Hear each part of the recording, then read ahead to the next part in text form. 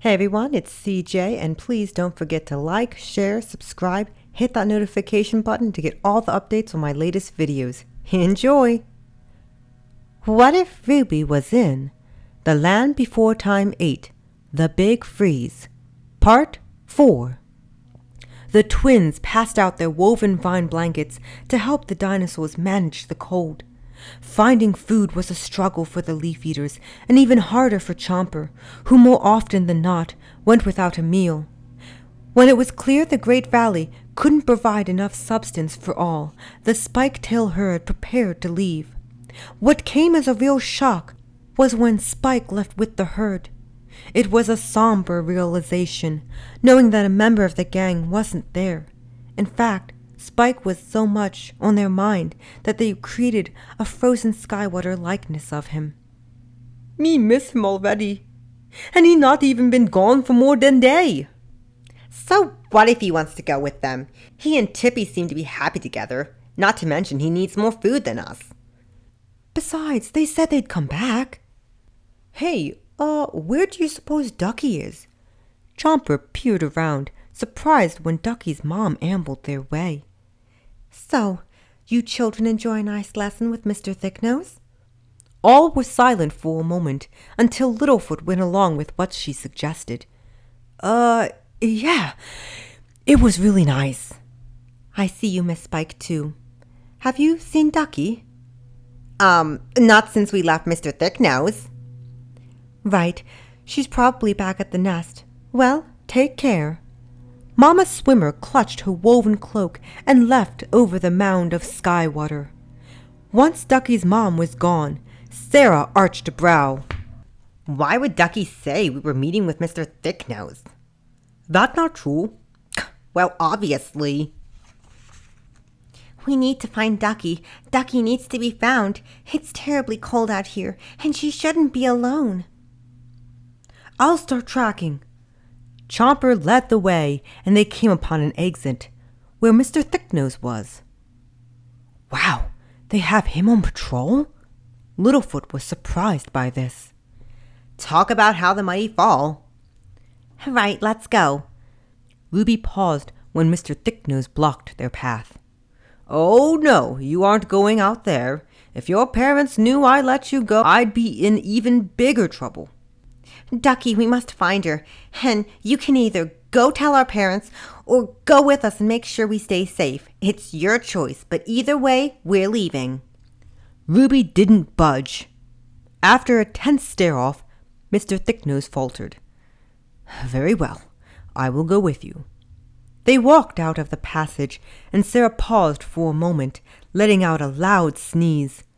They looked back at her, and then the ground trembled slightly.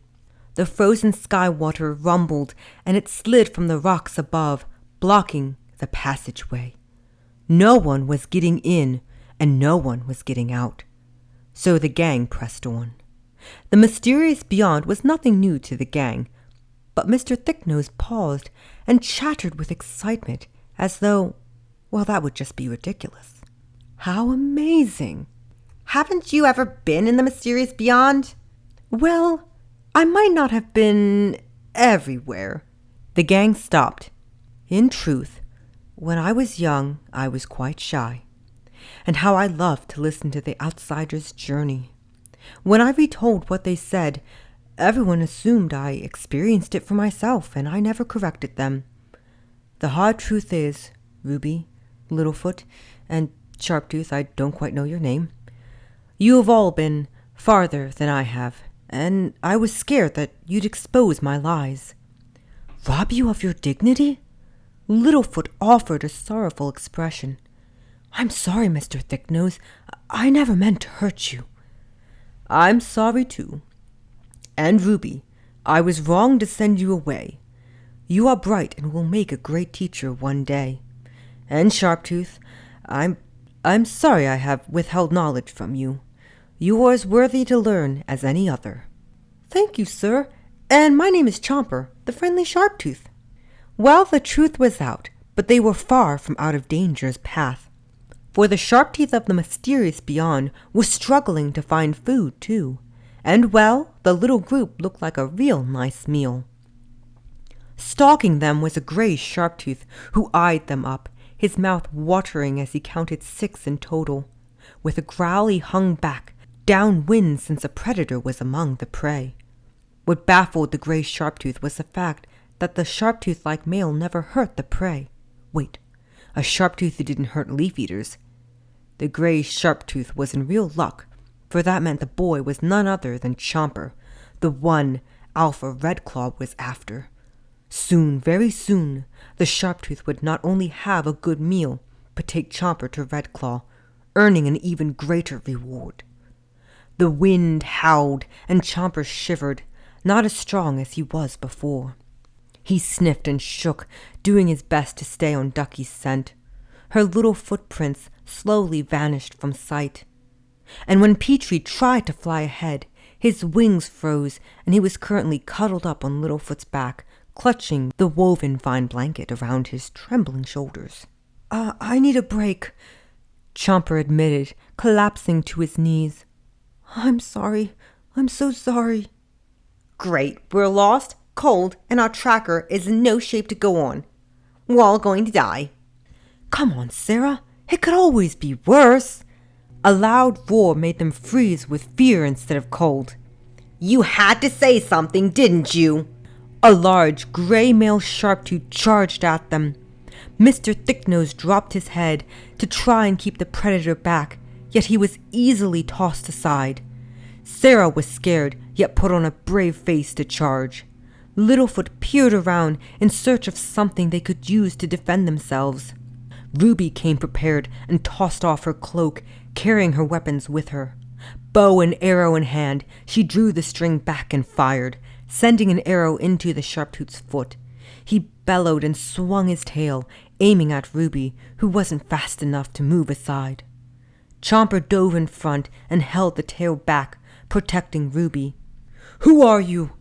Chomper gritted his teeth and his feet slid on the slippery, frozen sky water. "Christian Grey, and you are Chomper, the heir to the great Alpha Sharptooth, son of Chance. Come quietly, and perhaps I'll let the food live." Christian spun when Sarah hit his foot. Sarah took off while Chomper and Ruby distracted Christian, who whipped his tail to try and crush Ruby, who hot-footed it out of his path. Chomper climbed his tail and bit upon Christian's back, the male bucking and roaring. Atop a hill, Littlefoot Sarah worked to push a thick trunk down at Christian. The log bounced and built up speed, crashing into Christian, who tripled and tumbled off into a crevice.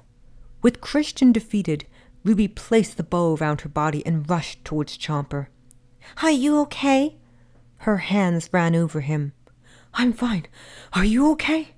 Yes, everyone's fine. You're fine, he's fine, we're all fine. Everyone was fine, till a wave of frozen sky water headed their way. Among the roaring, they heard someone screaming. It was Ducky. She must have been ahead of them. It happened fast. The gang were consumed and tumbled, being taken along the twisting of the earth. The frozen sky water stopped, and they were scattered across a thick layer of ice.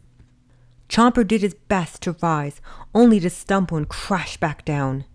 Ruby was a bit more graceful and stood, gliding around to make sure all were safe. When Mr. Thicknose hit the ice and gasped when cracks spread outward. In a blink of an eye he was submerged and didn't sink too deeply. He stood and peered around, watching steam rise from the discolored water. Ruby inspected the area, discovering a massive piece of land still green with life. Somehow it was the only area unaffected by the frozen sky water. "My gosh, look at all this green food." Ruby peered down at the water. "There's even some in the water, too." "Amazing! I've heard of this place, where the red water is hot and the green food never dies, not even in the cold times," Mr. Thicknose informed them. "Right! We must go back and tell our parents about this place. It'll be enough to last us through the cold times." Wait, so now we're going back? "Yes, Sarah." So confusing.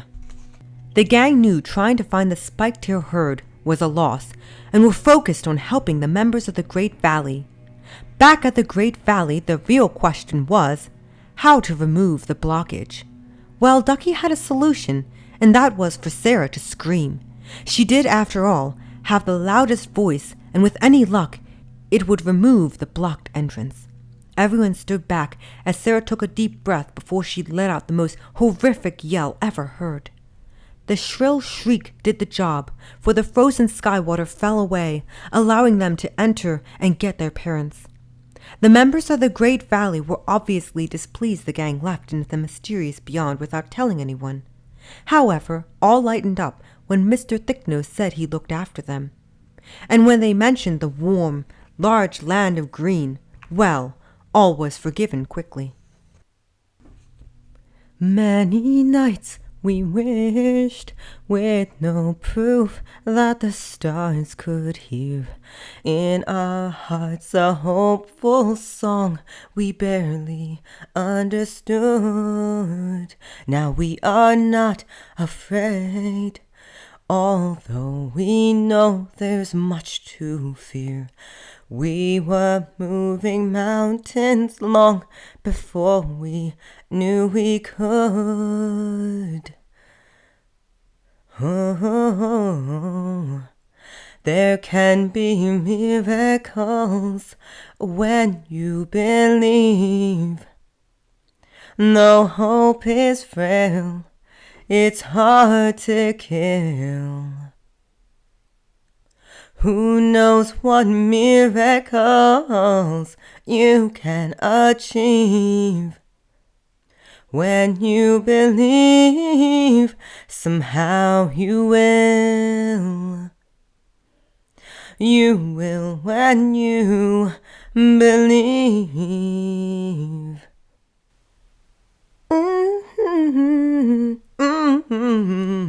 In this time of fear, when wishes so often proves in vain, hope seemed like the summer days too swiftly gone away.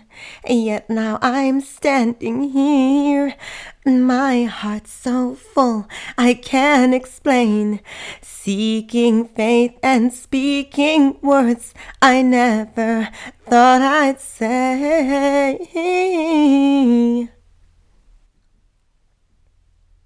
There can be miracles when you believe. Though hope is frail, it's hard to kill. Who knows what miracles you can achieve? When you believe, somehow you will. You will when you believe.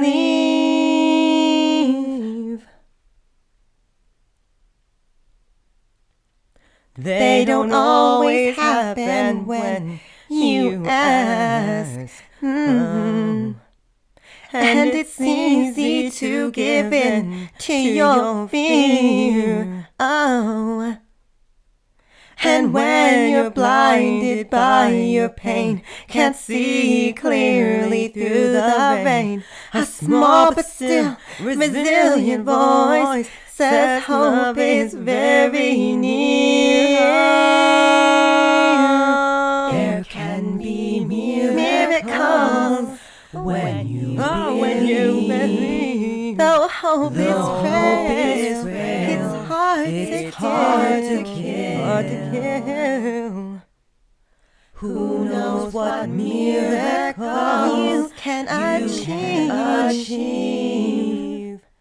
When you believe, somehow you will. Somehow you will. You will when you believe.